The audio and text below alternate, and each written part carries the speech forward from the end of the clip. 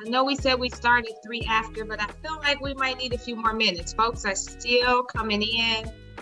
So, we'll just relax for a couple more minutes, give folks time to come in. Again, if you're just now joining us, feel free to enjoy the music, the smooth grooves. Grab some water, bio break, whatever you may need to do before we get started. And we'll start shortly.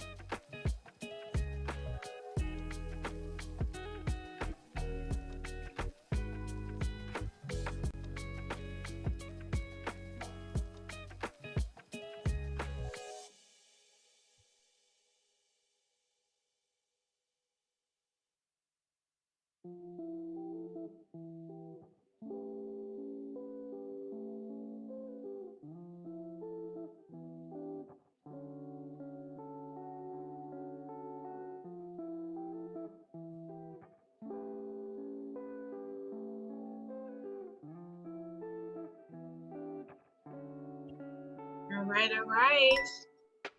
The time is now 3:05. 5 past the hour, depending on where you are. I'm in the Midwest. All right, so we'll go ahead and we'll get started. We can turn the smooth grooves down. Thank you. We'll go ahead and we'll get started. Good afternoon, everyone, and welcome to Meet the Fellows. My name is Erica Dawson, and I am the Senior Director of Community Engagement on the Youth Health Equity Collaborative Business Unit for Pure Health Exchange. For those that are new, Pure Health Exchange, also known as PHE, is a national organization that partners with young people to build healthier communities. Today, we will hear directly from Health Facilitator Fellows who lead PHE's health curriculum in high school classrooms across the country. At Pure Health Exchange, college-aged fellows leverage their near-peer status to foster trusting classroom dynamics and facilitate honest dialogue on health topics that affect young people and their communities. But before we do a deep dive into the fellow experience, I'm going to share more about the Community Partnerships team, which is the team that fellows sit on. Let me share my screen so that I can walk us through a few more details about our team. So the Community Partnerships team is responsible for 2 priorities. Priority 1 is to meet youth-informed health equity needs for 15,000 young people in schools and communities across the country. And priority 2 is to raise $450,000 in annual operating for Pure Health Exchange in fiscal year 23. Next slide. The Community Partnerships team is comprised of 4 mini teams. Our first team is Community Engagement. This team confirms school partnerships in communities and collaborates with young people to form regional youth advocacy groups. The youth advocacy groups focus on health-related projects to build healthier communities and advance health equity. The second team is Community Giving. This team works with Pure Health Exchange alumni to build community-based fundraising strategies in support of grassroots fundraising, alumni engagement, and community events. Our third team is Remote Programming. This team builds and sustains relationships with community and school partners who really want to integrate and facilitate PHE curricula and health resources within their communities. Our fourth and final team is School-Based Programs. This team works with near-peer fellows, whom we are here to spotlight for today's event. The fellows implement PHE curricula in the classroom. They build relationships with students and raise student voices as needed. Okay, I will stop sharing my screen.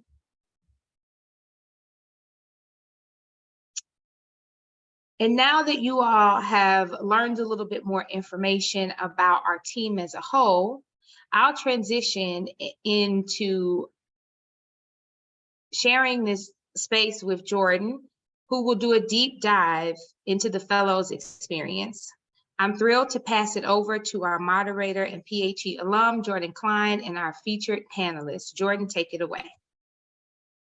Hi, thank you, Erica. Good afternoon, everyone. I am so excited to be here. As Erica said, my name is Jordan Klein, and I am a previous PHE college volunteer. I'm excited to be here today and moderate today's panel session to learn more about the school-based programming that Erica just talked us through.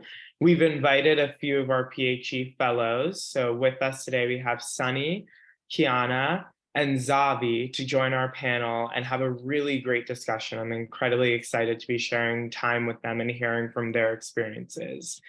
We'll walk through a panel with some questions that I prepared with the PHE team, and then have time at the end for any of your questions. So please feel free to write them in the chat box, and at the end, we'll have our fellows answer them. So if you all are ready as fellows, I want to take some time just to get to know you all. So if each of you could walk through and tell us a little bit about yourself, your name, your pronouns, where you're joining us from, just to give everyone on the line a bit more about you.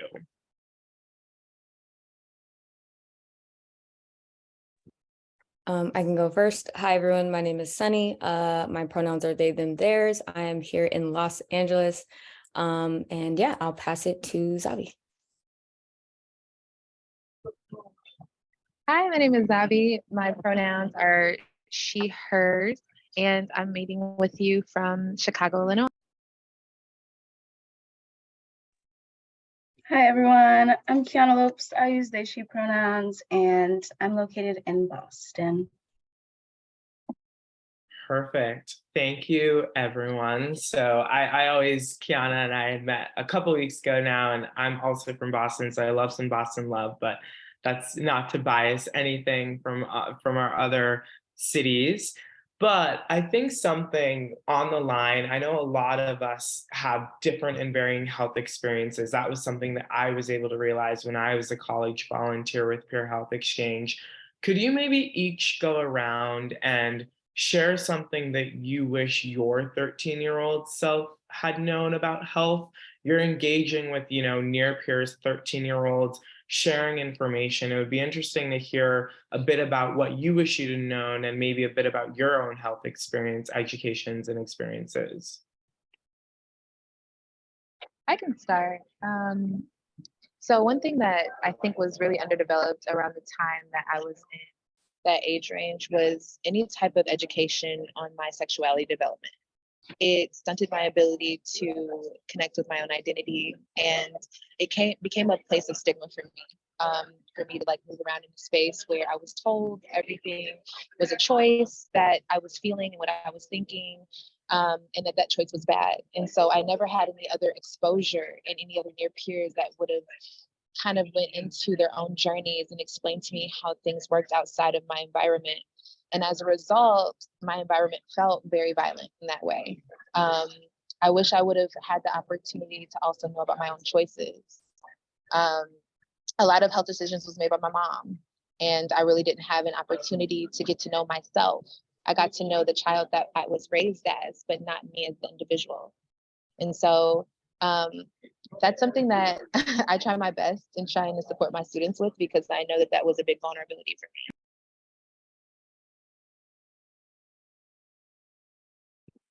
I want to echo everything that Xavi said, just because, yeah, I definitely had a lot of similar experiences. I think I would also like to tell 13-year-old me that like mental health does matter. And it might seem like obvious in saying it now, but just thinking back to the environment that I was in and just where I was raised, that was not like prioritized. Like I had to prioritize that for myself, and acknowledging my feelings about everything like do matter. Like, and I should be centering that. So just reminding myself like, no, it's okay for me to feel whatever I'm feeling, like that's real already. So yeah, just uplifting my mental health and my social health as well. Yeah, I agree with both Sunny and Zavi, just gonna echo what they said. Specifically, getting more information on sexuality and health. I grew up in a very white heteronormative town, so I didn't really hear experiences for people who look like me or had certain or the same experiences that I did. So just gaining more information on that and what that could look like, and kind of echoing what Sunny said, just saying that mental health matters and that there are people out there that will support you, and there are resources that seem closer than they actually are.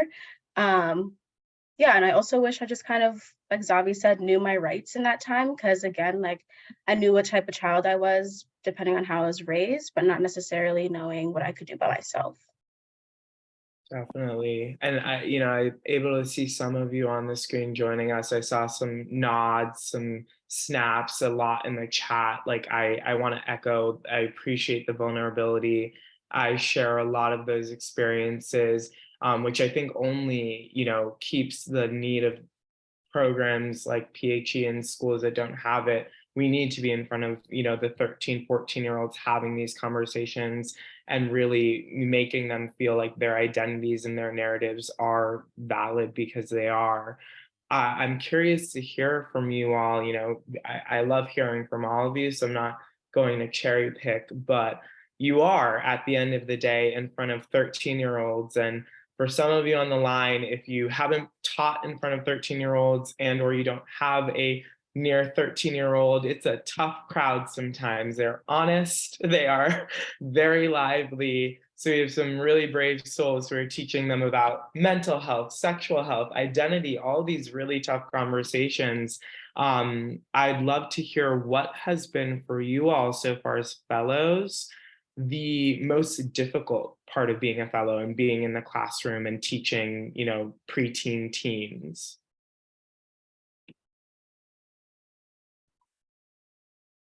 I can start us off for this one. I think very much just like you said, we're talking about these major, massive topics that are difficult, I think, for anybody to like understand and like accept within themselves. But talking about them with young people who maybe have never had to talk about this stuff like at all with anybody, sometimes at 8 o'clock in the morning, like first thing you're waking up and now you're like, okay, well, what's my gender identity, right? Like that can be a lot sometimes. And so just it's been difficult to kind of make them feel safe in that space because they may not feel that safety outside of that. So it's kind of hard to bring up these massive things that they're going to have to think about and process if they've never learned how to do that before, especially in a space where they may not feel safe to do that. So just kind of creating that safe space for them to allow them to even go through those processes to pick up on those topics. Mm-hmm.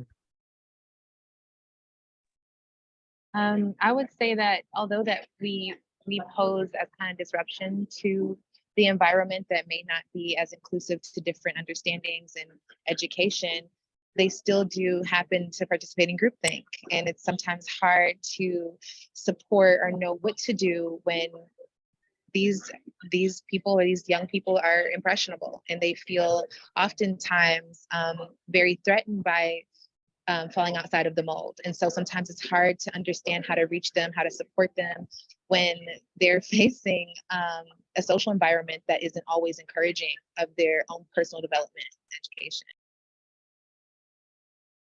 That's very real. Kiana, I don't know. And you three know that you can chime in. I know there's a lot of nodding. Kiana, I don't know if you had something to add to that. Yeah, I mean, just echoing what Sunny and Zavi said as well. I think the extra challenge kind of trying to provide that safe space and trying to provide them with this information is navigating around COVID. Like last year going into the classrooms, a lot of these 9th graders haven't been in the classroom or around their peers in 2 years. So having or supporting them and kind of being safe within their social environments again and kind of recognizing their social health and prioritizing that is also something that was a little bit challenging last semester and this one. Yeah, just because we're all kind of dealing with the pandemic still. And it can come up a lot of times in the classroom, so. Yeah. I mean, we all have experienced COVID in different ways or different narratives and ages on the line. definitely, obviously, school in person was incredibly impacted. That, as we know, has been exacerbated, particularly among the BIPOC adolescent community that you all are largely in front of. So super important that you bring that up, Kiana, and Zavi, you talked about that. One thing that the three of you talked about that I want to lean into is how the students are reacting. You know, I think you had said it, Zavi, where sometimes you're putting information in front of the students that is so new to them. It's, you know, the novelty of it and the idea isn't even a concept for them sometimes. And that can be really hard. So I'd love, you know, maybe Zavi, you start and can lean into that on how the students are actually reacting to the PHE curriculum, because I think it's interesting on the line, inclusive of me as in a volunteer years back. I found it to be very affirming to my identity. It's interesting how sometimes it can be that challenge that you said. So Zavi, if you maybe want to start and then hear from Sunni and Kiana on some reactions you've peered from your students. Yeah, I definitely noticed a big difference between last year and this year, the school year, because there's been some curriculum changes to make things more relatable. I think when we kind of try our best to come down to their level, I do know that Cynthia did a really good job at making sure that we were implementing a lot of the changes that were necessary for engagement to happen, because sometimes the narrative ways that we use in our curriculum can disinterest people or it can interest them. And so making sure that it's relatable, making sure that students, it has real life connections to what they're going through in the moment. We're in the age of social media, so a lot of things come into play that we don't think about or that we didn't have to face when we were in middle school and high school.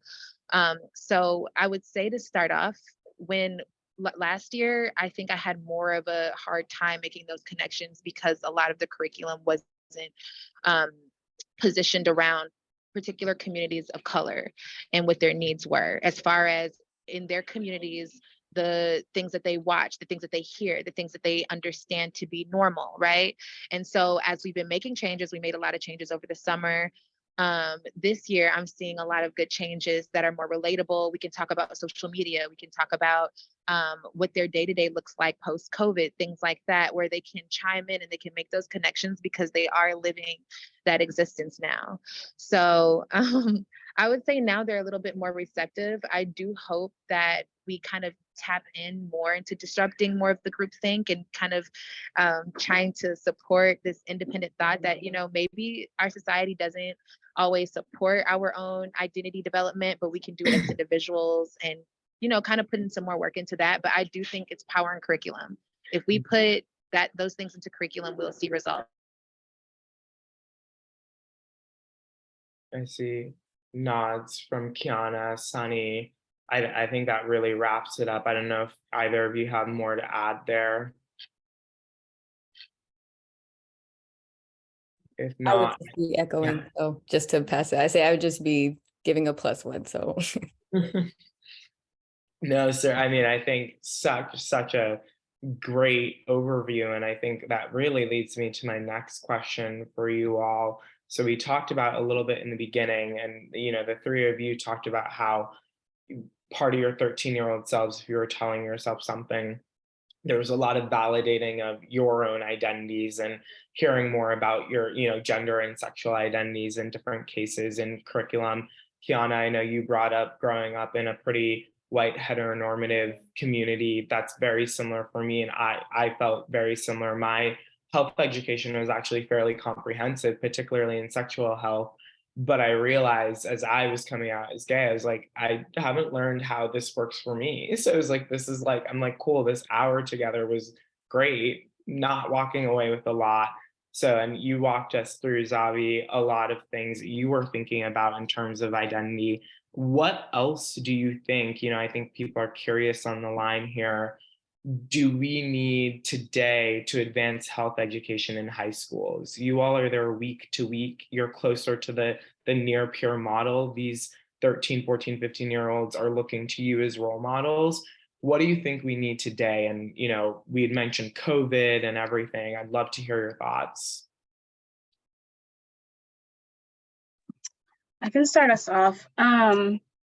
I think one really important thing we need in health education nowadays is just the support of providing students and young people with information and resources that are available to them. A lot of times students might know their needs, but might know where to go for support. And also, like I said previously, highlighting minors' rights within each different state. I love that that is in our curriculum within PHE, but also every single time I have that section brought up in every single school I've been in, you know, a lot of minors are shocked at the things that they can do without their parental consent. And I think, you know, especially for BIPOC students and young people, kind of bringing up how identity and sexuality might not be talked about in their households, depending on culture and religion. I really think it's important to provide them with the agency and knowledge that they might necessarily not have to lean on their family members. There's other teachers and other support systems that are set in place for them. But I think a really big disconnect is just getting that knowledge out to the youth. So yeah, I think kind of closing that gap is really important, and also just listening to what they want to learn about, because a lot of times it's adults making this curriculum for what they think youth need to hear. And especially nowadays, like Zabi said earlier, social media provides youth with a lot of information that we don't really have control of, or also might not see ourselves. So hearing from the youth and implementing that in curriculum and in studies, I think is really important.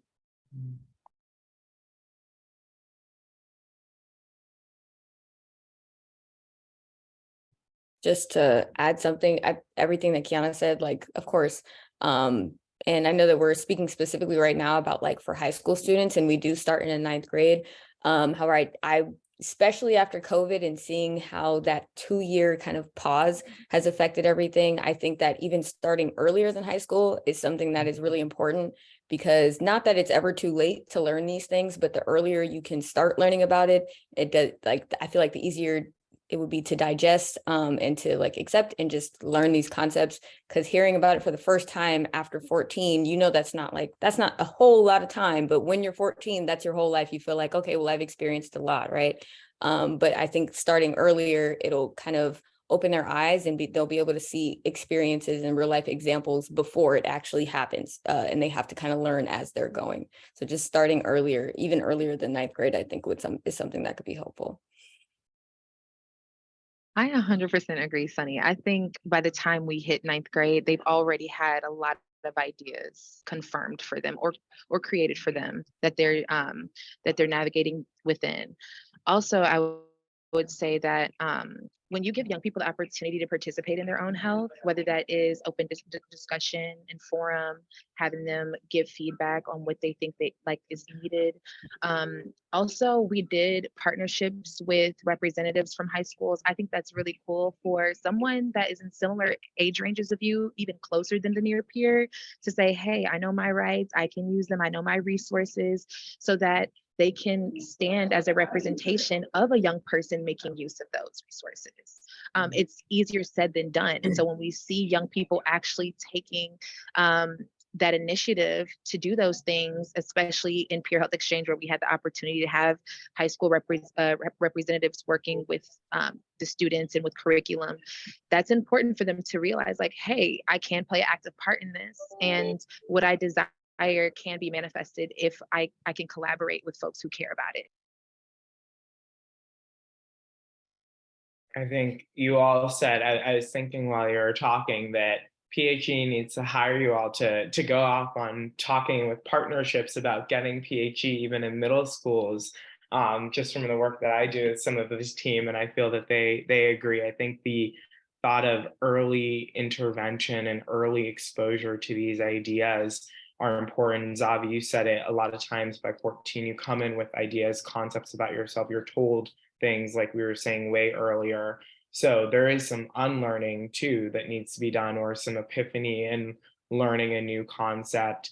And I wanted to take a step back for everyone on the line, just because when I talk about PHE, especially as I get older, I'm not going to age myself now, but as I get older and farther from the classroom, some of the things that I think about, some of my fondest memories and being in the classroom, I'd love to hear from each of you. what is your, to date as a fellow and as you're doing this work, what is one of your proudest moments from PHE, whether that's from the classroom, whether that's something that like you've, gained for yourself? If you could talk through that, I think we would love to hear that. I can start us off for this one. It was actually last semester, closer towards the end of the semester, and it was National Teacher Appreciation Day. I wouldn't necessarily consider myself like a teacher, right? I was not expecting to get anything in that essence from those students, but they made me a card and they brought me like a flower, just as an appreciation. And in the card, it was basically just like a thank you saying, that I'm helping them learn uncomfortable topics without making them uncomfortable. Like, we're talking about gender, we're talking about sexuality, mental health. And to me, like, they just kind of gave it to me. I was like, oh, moving on to the next person. But for me, that was a big thing, because all of these topics I'm talking to them about are things that I would have probably felt really uncomfortable learning about. And just to know that I'm making it a safe space for them, that was definitely something that was good for me. Like, I think about that on the harder days, just because I'm like, okay, it's worth it. If I can help these students figure out things without having to learn it the hard way, that's definitely something that's going to feel good for me. Yeah. I really love Sunni. Sunni does a great job. Sunni does a great job. I love to hear what Sunni does. But I would say too, for me, when I did a facilitation and I was working steadily with my classroom, and just kind of reinforcing the necessity of a safe space, things like that. And so a student had asked me in the middle of the class, like, well, Xavi, you're talking about identity, you never talked to us about your identity. And so I didn't feel like it was necessary throughout the facilitation, but knowing that I am a near peer, they would probably want to know, right? So I told them, I was like, well, I'm a pan princess, that's how I identify. I was like, I'm a queer Black woman. And I lean into that identity now more than I did when I was younger, because I didn't have the opportunity of something like this. And so by the end of the class, I had 2 students that were not comfortable because of the previous class spaces that they had identifying as trans, identifying with different pronouns, things like that, were identifying as queer. And during the end of the class, we had a session where we were talking about, like, what would you do in a scenario? And people were identifying as they should. And I was seeing little eyes go around the classroom. They were like, wait, you didn't tell us that. You didn't tell us that. And so I just was like, well, let's get a round of applause for the folks who are bold enough to talk about this.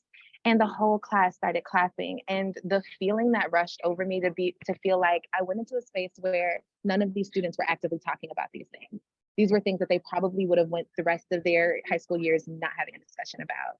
And to know that happened and that I was able to facilitate that made me feel like I was able to get somewhere. So little steps, baby steps, but I was very proud. I was very proud. I love that. Funny enough, my proudest moment kind of is a mixture of both of y'all's. So I always share my personal experiences in class, especially with struggling with finding my identity as a Black, queer, non-binary woman. Like, those are a lot of identities and a lot of intersectionalities that I'm kind of facing each day. So just being as vocal and vulnerable as possible, I kind of start off with that.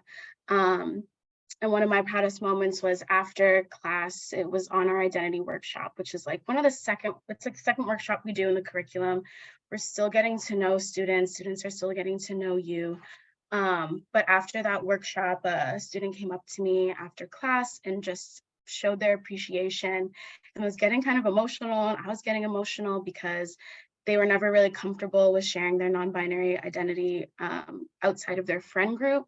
And kind of them just saying, me even being there and talking so openly about my experience made them a lot more comfortable talking about theirs, and kind of navigating different pronouns that they felt comfortable using, which is a hard thing to do. And also, student at the beginning was super shy, like they wouldn't even go through the icebreaker, like didn't want to tell me their name. And by the end of programming, they were one of the top most participating students, became super vocal and made me a note. Like, they drew me a picture with the queer BIPOC flag behind it, just like thanking me for the programming and how open about my experiences I was, and how they felt as though they got to come out of their shell because of the environment that we had in class. And so definitely experiences like that put into perspective that showing up, giving the information definitely is a big part of it, but also showing up, just being yourself and being honest and open can also have a big impact, even if not more. So yeah. Mhm. Wow. I want to take like 1 minute, as you all were talking, I felt so many things. I felt so many emotions, and you all being validated in that way in a space with people who look up to you, you all validating all of those souls there. It's incredible work. There's been a lot of love in the chat. I just want to reiterate from, we said from the beginning, because we really dove into, leave it to me to start asking you all these deep questions. But I want to thank you all for sharing your vulnerability with us, yourselves with us. You do that with your students really on a week-to-week basis. So I just want to take a moment to recognize that again and state that I think everyone feels that way from the love in the chat. And even those who aren't saying it feel that way. One thing that I'd love to know, and I think when I was a college volunteer was also important, is you do give a lot of yourselves when you're a PHE volunteer. And I remember, and I'm sure the fellow recruiting was even more intense, but at the college level, being a volunteer, you're asked in your interviews, and the PHE team, engages with you on like sharing, like what is about sharing yourself. The interview is pretty personal. It's at the same time important, as you all know, and when we talk about mental health and general health, to make sure you have an understanding of your boundaries and what information you want to share. I'd be intrigued to share, and I don't want to call any of you out, but how do you protect your own energy and respect your boundaries when you're walking through health education? Because it can be some really heavy topics. And I found that important, and I would check in with myself. So if you're open to sharing with us any moments where you have to, respect what you do to really guard your boundaries when you're being so vulnerable with your students in the classroom.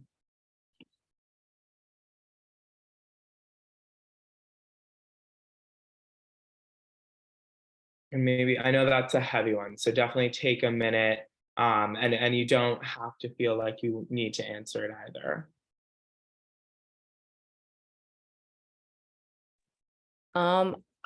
This is not necessarily an answer. I guess my answer is that I really don't know. I'm still figuring it out. Just because, like Kiana said, I like to lead with that vulnerability, because if I can feel safe, that will allow other people to feel like they can feel safe as well. And that has definitely kind of got blown back in my face a couple of times, sharing something, and then it's that was ammunition. I probably shouldn't have said that right then. But at the same time, I don't want to take that away, because even if there is one student who does decide to maybe misuse that information, me sharing that same thing could have been even more positively impactful for other students, and they're just not necessarily saying it. So I'm still trying to find that balance of how to kind of protect that. Honestly, it's just about whatever feels right, in the moment. If I feel safe and feel comfortable, and just kind of validating myself, reinforcing myself that regardless of what is shared or stated or anything, that I am okay, with myself, and I feel solid and strong within myself. That's really what it is. I'm still figuring it out, because it's hard to talk about these things. It's hard to talk about gender and pronouns. And then if you have a student who is well, pronouns don't make any sense. And I'm well, when you're saying that, even though you're not talking to me, it kind of feels like that. And just kind of having to do that work within myself. And I don't know, I don't have the exact answer, but I think that it still matters. It's just trying to find that balance. That's such a real answer, Sunny, not knowing exactly where the boundaries are, but diligencing, just sort of moment by moment, class by class, checking in with yourself. I really appreciate that response. I would also like to add that I think it's completely fine, like as a facilitator, to explain that students shouldn't expect to answer all the time for certain things. You know, in everyday life, they won't be able to probably approach certain conversations um, with a certain level of intrusion, and so that it's okay for you to say like, well, this isn't something that you should be expecting to get an answer from, and I'm not able to give you that answer today, you know, or I'm not able to give you that answer. But for most times for me, I do like to relax into my truth, but I do work really hard to make sure that I'm giving like really necessary information, because I do feel like Sunny said, there's just opportunities for the conversation to become a little bit violent, and I would never want that to happen, and not for me, for the other students who might share my identities, and that's always a priority for me. And so that's why there are certain questions, like when we get into looking at sexual health and we're talking about different types of sex, right? There's a lot of curiosity that kind of starts to fall over what is considered intrusive. And so there shouldn't be an expectation for certain things, and there shouldn't, I like to echo to them like, hey, so I'm going to answer this question to my best abilities, but generally you will probably not know the answer to this, and you might not ever get the answer from certain people about this, and that's okay. You know about you know what you want. Everybody's situation, they own that, and they are who they are. So we kind of have to be conscious of ourselves, and like what, in the best way to put it, they got to be conscious of themselves and what they need and what their desires are, rather than focusing on what other people are doing. And so I've had to have that conversation. It goes over well most times, but sometimes they do feel like it's a roadblock to kind of getting more insight, but it teaches them also boundaries, that people might not answer those type of questions. Definitely. And that idea, I remember like you're modeling, like part of what you're doing as educators, you're modeling throughout the entire time, but you're also modeling for yourselves, like, this is a boundary that I have, like this, I'm going to go this far, I'm going to explain this, but like, I can't give you this at this time. I can't share that with this space. Kiana, I don't know if you had anything to add. I wanted to make sure to leave space for you as well. Yeah, just echoing what they both said. I think it does depend on day to day, moment to moment. Some days you might feel more comfortable sharing than others. Obviously, there is a fine line of what not to share that is too personal. But yeah, it might be different for each classroom, different environments. But like Xavi said, like knowing when to set that boundary if you're not comfortable with it, showing them, like being an example of, I'm setting this personal boundary right now. I mean, it's something we talk about in the curriculum. We talk about protecting your mental health and knowing your boundaries and how to set them. And it's not an easy thing. Even at my age, outside of the classroom, just in my everyday life, setting boundaries is difficult. So it's helpful and supportive to me to be setting those boundaries in the classroom just for my personal growth, but also to be setting that example for our youth.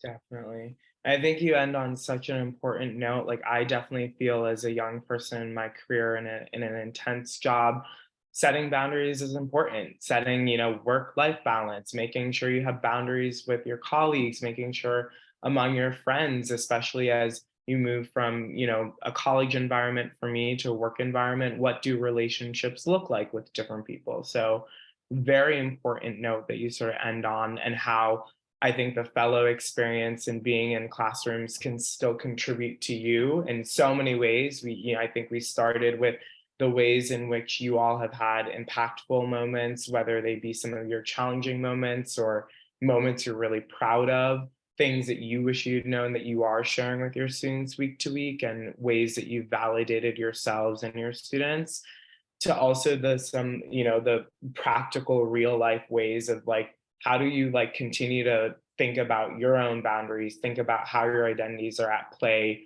within and out of the classroom, and what you can take from this experience. And I think so, just so the community here doesn't get too tired of me, I want to end maybe hearing what might be a next step for you all. You're going through your fellow year. You've given us so much. You give your students so much. If you just have maybe a few minutes on what you're thinking about next, or what you're, taking your passions and what you want to do. That'd be great to hear from you guys.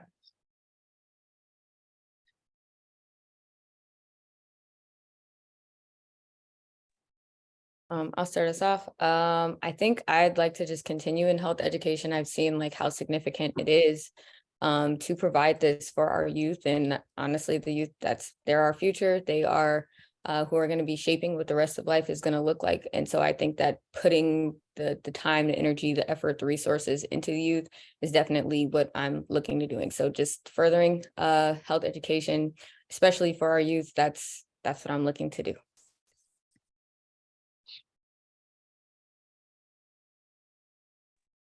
Yeah, I'm definitely looking at bridging the relationship between a lot of under-supported communities and their health and health systems. I'm in public health right now, and I'm going to be finishing up my undergrad.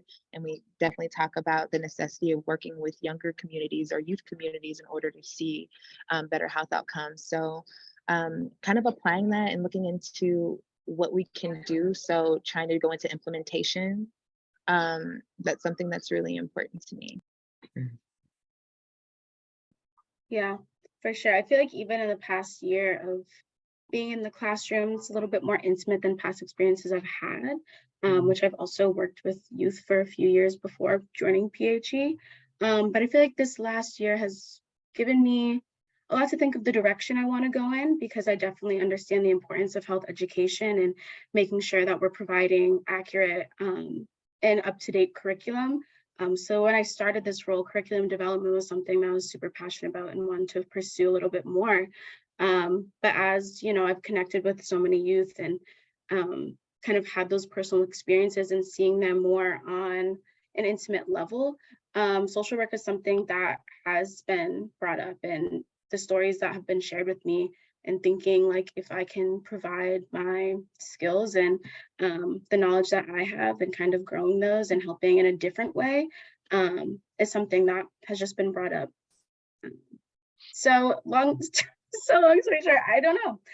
There's a lot of options. I'm going to be honest about that, but just, stepping into different pathways and doing a lot of research for myself is kind of where I'm at now. That's so wonderful to hear. It's great to hear that you all want to stay in a space where you're impacting youth and adolescents. I mean, I think so many people on the line agree that you are amazing. I've been able to engage with you all for a couple of weeks now, and I'm so inspired by you. And to Kiana, to your last point, anyone on the line who is a little bit older like myself, like a lot of life, you don't know what you want to do, so just follow the passion. I still am every day. I'm like, what do I want to do? It's a day-by-day thing. So don't worry about that. But it is good that you all have this shared passion or driving with that, and it is leading with yourselves. I want to take some time to answer some of the questions from our audience. So we'll start there, and thank you all again for your vulnerability and taking time with us. The first question, which might be helpful for anyone on the line less familiar with Peer Health Exchange, but we'd want to know, if you can speak on the logistics and the structure of your teaching days and how many students you're interfacing with in each day or week, and how is it in the classroom now versus before COVID, if you were in the classroom, whether it's with PHE or maybe another organization.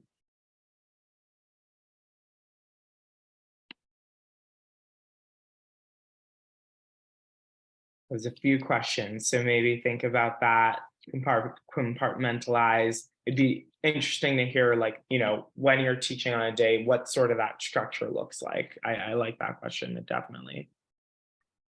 Yeah, could you repeat the last part of the question?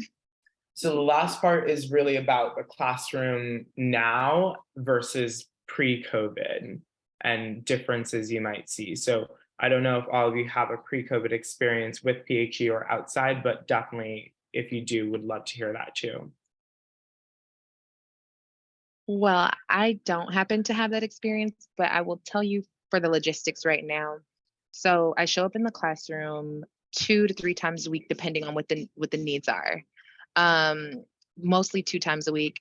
And what I do is I facilitate around, I believe it's 5 classes, or 5 or 6. I think it's like 5 classes. I can confirm 5. And like we go over like I talk to the host teachers before coming in. So like I send out an email, let them know what's going on. This time around, my host teacher is much more active. So sometimes I might communicate with the host teacher a little bit more outside of the classroom. So he'll go over some of the material and he'll say, hey, by the way, I gave, like, let's just say, a trigger warning to the students, or I looked over the PowerPoints, and I think this will be really cool to look at. And so usually the night before, or in the early mornings before going into the school, I'll look over all of the facilitation notes. Facilitation notes, I don't know if anybody knows, are built into the pathway so that we can kind of understand the direction of the presentation.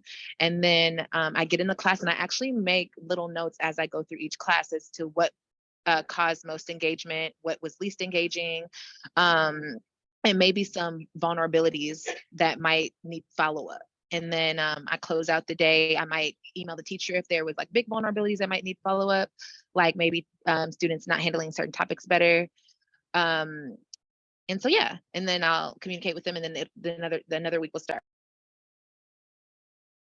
That's great. And then I know, Sunni, you've been part of PHE in various roles. Can you walk us through your pre-COVID experience to the classroom now? Yeah, so I during COVID, well, I was a volunteer with PHE when COVID started. So like I was still volunteering in person and everything got shut down. And then I was volunteering and we were facilitating online, and then I graduated, and then I joined as a fellow full time. So I've had a little bit of experience in that way.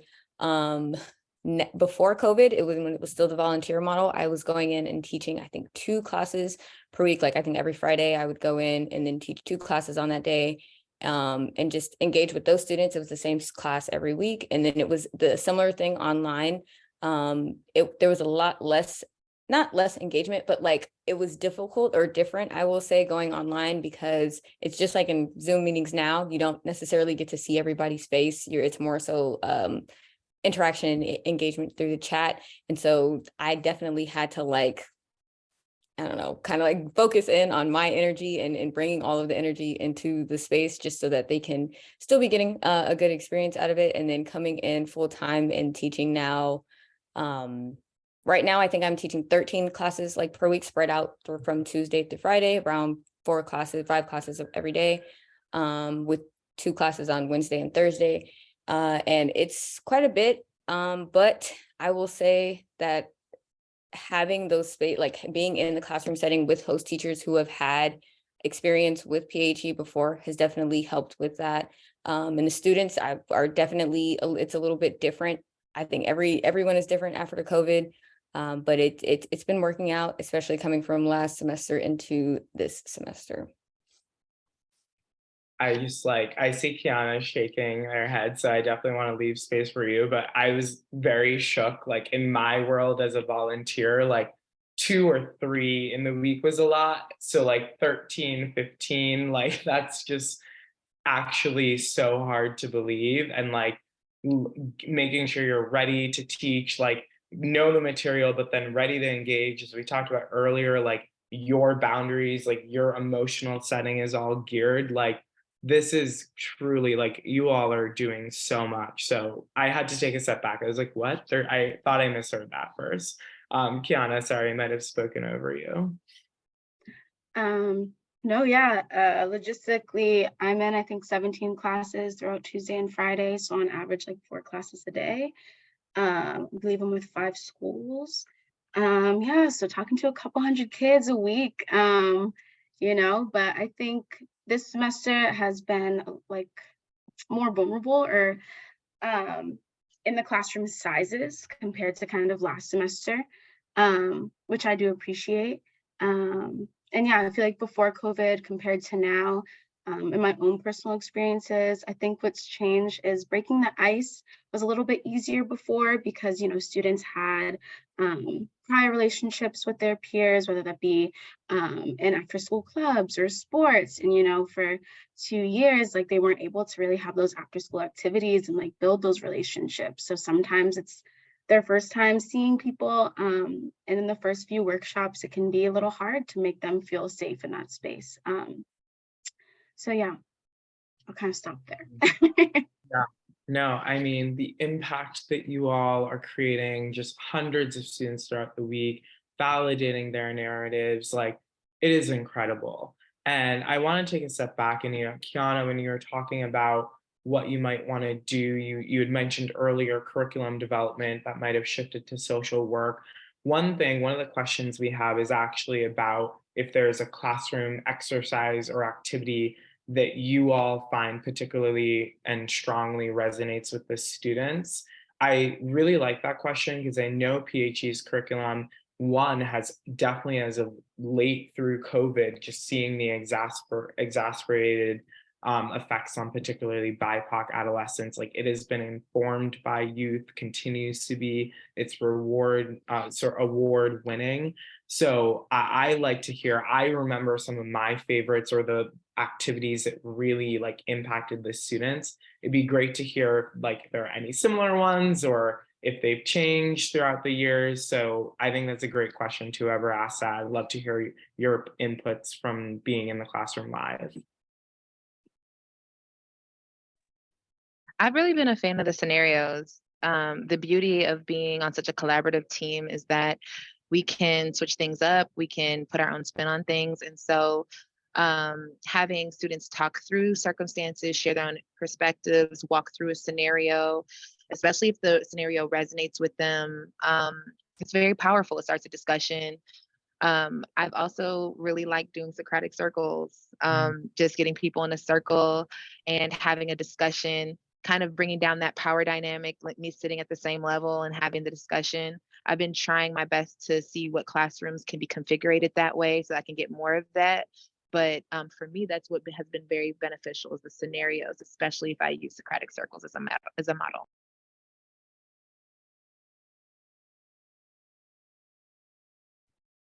For me, what the students respond to the most is when we do like trivia kind of type activities, when it's like they're guessing the statistics or how many percentage of the youth do you think participate in this behavior?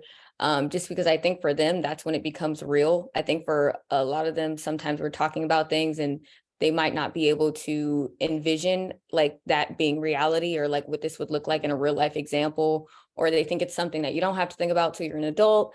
But like seeing the statistics and like the trivia of like, oh, there are 15-year-olds who are doing this, or this is how many 15-year-olds are doing this. I think that really puts it into perspective for them. And usually that's when like the energy will like shift and they're very engaged because now they're intrigued. Now it's real for them. They can see it happening in real life. And it's fun for me too, because honestly, sometimes the statistics are shocking for me, but just like guessing what they're going to guess and then that being like completely wrong. I don't know. It could also be the competition of it all, like the playful competition. But yeah, just them actually learning like the real life statistics, the real life scenarios and examples for sure. Definitely. Kiana, anything to add or? You're all okay. You're all good on that front. I definitely agree with it, both those. So it's super comprehensive. I would like sit on the floor, which I think inverted. So I definitely that breaking down the barrier and the statistics, particularly like in sexual health and mental health, we're just always kids would like gasp. So I hope that's still happening. And so glad you all are there to steer the ship and to have these conversations.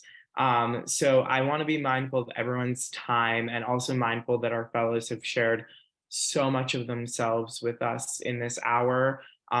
So I want to thank all three of you again, Sunni, Kiana, and Xavi, for taking the time to share your experiences with us. I'm truly inspired and humbled, and I'm so excited to see the impact that you'll continue to have in the classrooms.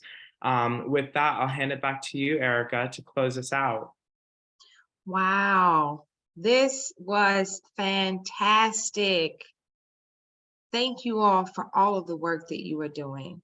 So inspiring to hear the impact that you all are having on young people in the communities we're working in. But it was also really inspiring to hear the self-reflection, the growth that I heard in a lot of your answers, the personal growth. And that is the type of growth that sets the foundation for where we're going to go next. So I'm excited for you all to be doing this work and continuing to learn and shape yourselves and young people as well. We thank you so much for all that you've done. If you have any questions regarding the fellow model, we ask that you contact Cynthia Diaz, the Director of School-Based Programming. Cynthia is here in the space. I'm going to drop her contact information into the chat. So you can reach out to her, ask her any questions around the model. And I think that's all we have for the time. If you all have any questions, again, reach out to Cynthia. And yeah, that's it. Thank you all for all of your time. Thanks for sitting with us. We're super appreciative. And I think that's it. That's it. I'm dropping it in the chat. I'm typing it as we speak.